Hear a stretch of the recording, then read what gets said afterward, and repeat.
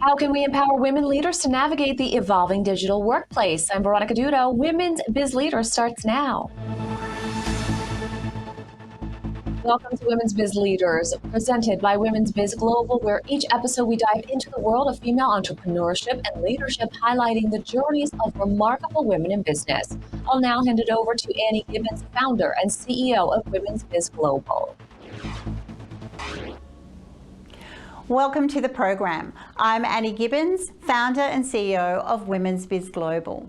In this episode, we delve into the challenges and opportunities presented by hybrid work models. Today, we are joined by a seasoned C-suite leader and CEOforChange who is dedicated to guiding executives through the challenges of hybrid work models. Her name is Mary-Beth Hosking. Welcome to the program, Mary-Beth. Thank you so much, Annie. I'm so excited to be here. Wonderful to have you here, and I'm so excited to be sharing and learning from your expertise in this area. Hybrid work models, so many challenges, we're all coping with them. What do you see as the major challenges in this space?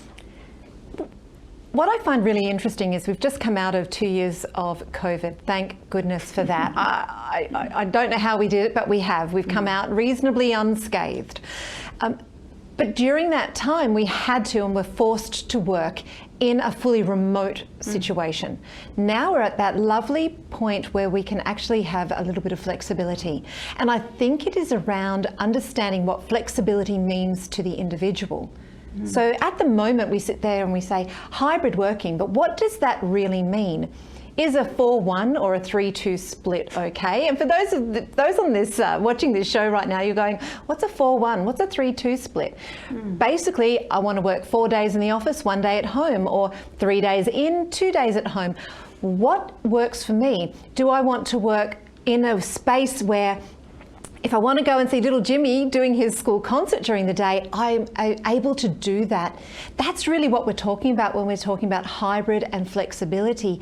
And for a lot of organizations, that's a really scary concept, because if I can't see you at your desk working, how do I know you're getting the job done? And I think that becomes the biggest challenge for leaders. And then there's also the monetary complications with that, having space in a work environment where I've got floor space that I have to have a fixed cost that I need to consider. If I don't have everybody in the office all the time, do I need that much space? And then if I don't need that much space, then what do I do? So there's plenty of challenges, but I think there's plenty that we can do in order to rise to those challenges. And it looks different for every person and every business. So this is a very challenging space to be in. From the business's perspective, I agree. People used to be at work. I saw them doing their work. I have comfort and confidence in that. And usually there's a guaranteed bottom line if it's repeated. Now that we've got people in these new opportunities of flexibility, it's a scary space for employers. It also is challenging for employees, because it is wonderful to have that flexibility, but what does that look like? So how are businesses navigating that split, as you called it? People coming back, are they coming back 2 days a week, 3 days a week? Because we're still wanting to keep collaboration. We're still wanting to keep that team building. We're still wanting to have the synergies and the innovations that happen when people are together. What does that look like now for modern business? It's very, very challenging for modern business. And I hate to say it, but I don't think we've quite nutted out fully remote yet. Because you can't have the water cooler conversations, can you? The interconnection is lost when somebody's fully remote. Yet, basically, I say to a lot of businesses, set objectives in place so that your employees know what they need to deliver. If it is very clear, then regardless whether they're in the office or not in the office, they'll still be able to deliver to those objectives. And that's how you measure your success. However, how do you ensure connectedness when somebody's working fully remotely? And that becomes very, very challenging. Now, through COVID, we learnt that you can have a lot of virtual calls, and that's what we wind up having. But I don't know if we have nuanced a fully virtual society where you don't get all of those facial expressions, all of the body language. We miss that. We still miss that. So therefore, it becomes a lot more challenging for those fully remote And as I said before, hybrid or flexibility, I think we need to create a culture in our organisations where flexibility is the norm.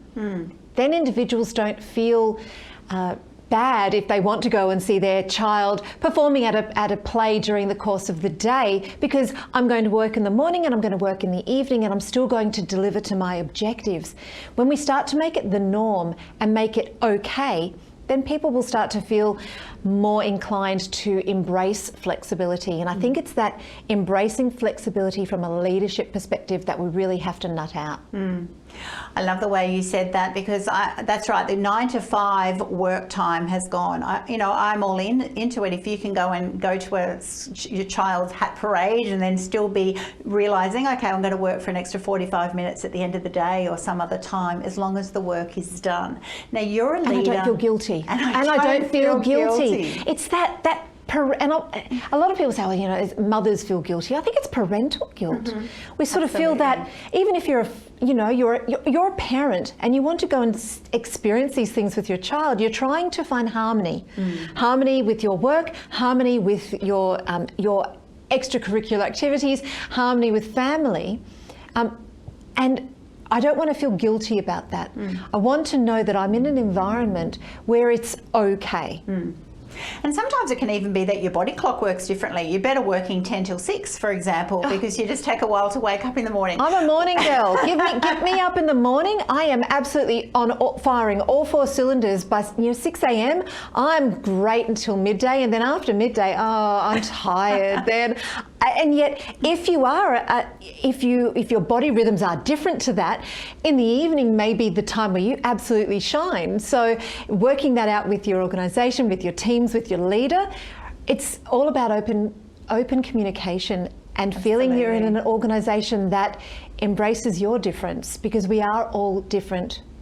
Now, you're a leader in the tech industry, right? So a very male-dominated industry traditionally. How are you empowering young women to be moving into this industry while we've got so much change at the moment, and it's already, although it's come some way, it's still got a long way to go from a gender perspective? It is quite underrepresented, isn't it? It is. What I like to say to those young women that are looking towards leadership going forward is to feel confident and to have a plan in place. I absolutely believe in a plan. So know what your goals are, know where you want to be. What does that look like for you? Go down even to roles, how much money you would like to earn, all of those sorts of things, but have a plan. And then start seeking out mentorship.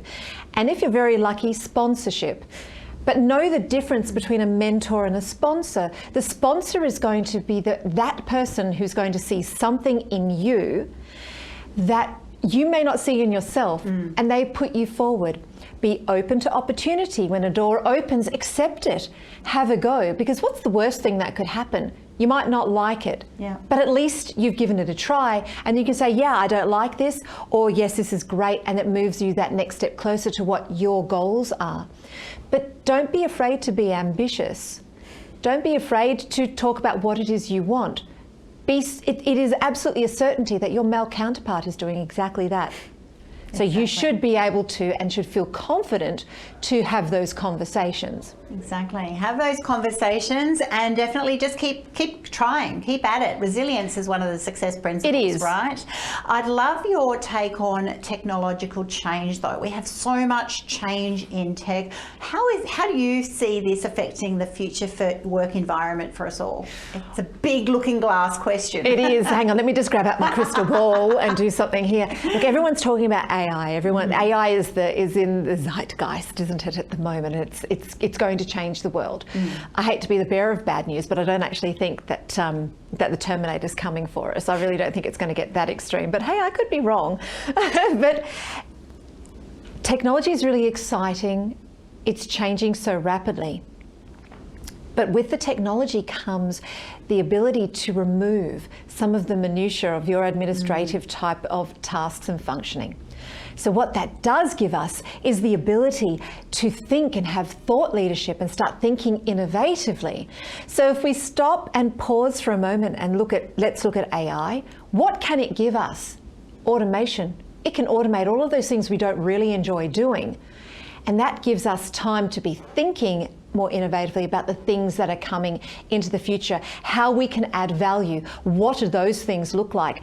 I don't think we should shy away or be afraid of the technology, but embrace it and use it. It's a tool. It is there to help us. And if we do embrace it in a way that works well for us against our goals, remember the goals and the plan, yes, then I think it will actually help propel your career and not be something to be afraid of.